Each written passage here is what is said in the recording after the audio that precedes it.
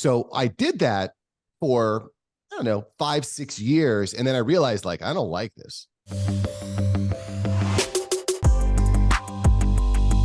Hey, Mark, how are you doing today? Rocking and rolling, Joe. Happy to be here today.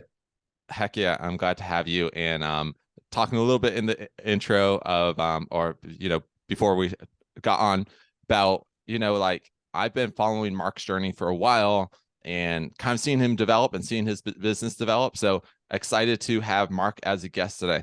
Where did this start for you? Like, what was the first business that you remembered trying to start or to launch? Well, I mean, listen, I've always been an employee, right? I've always been an employee. So moving from employee to employer was offered a lot of unique challenges, I think.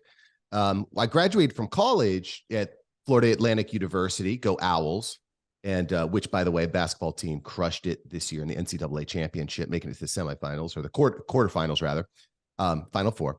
Anyway, I digress. So when I graduated from college, I graduated with a degree with business management and marketing because I knew I wanted to be in the business world. However, getting out of that, I went straight into the insurance industry. My father's been an agent for, I don't know, 25, 30 years. He had a very successful agency, and he wanted me to kind of come in and run the day-to-day operations. So I did that for, I don't know, 5, 6 years. And then I realized, like, I don't like this. What is my vision? Where do I actually want to go? Where do I see myself?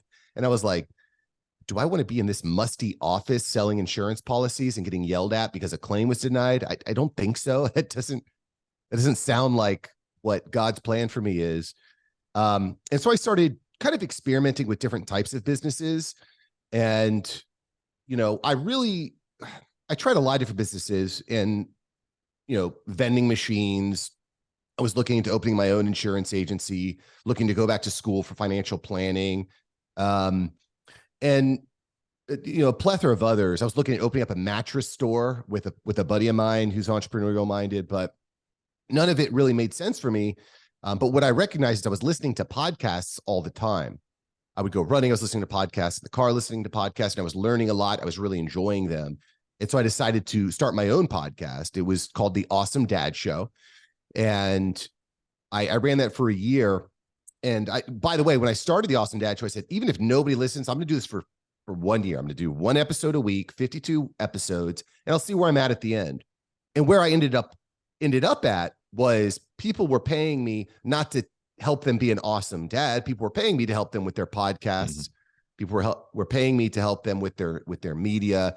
And so I shifted at that time into podcast production agency consulting, and a new podcast, The After Hours Entrepreneur, was born. So that's a quick 3,000-foot overview of how I kind of went from there to there. Was any of the other business ideas things that you took action on in terms of, mattress store, a vending machine? Did you even step towards those things, or those were things that you just kind of started to think about and never took action on? No, I didn't open up vending machines or mattress stores. It was just kind of like, I was just like I looked at probably like 24 different ideas. The closest I think I went was into opening up an insurance agency, because that's where I had my expertise. And so I was taking appointments with recruiters for agents for insurance companies, because insurance companies are always looking for good agents to open up shop, kind of like a franchise type model.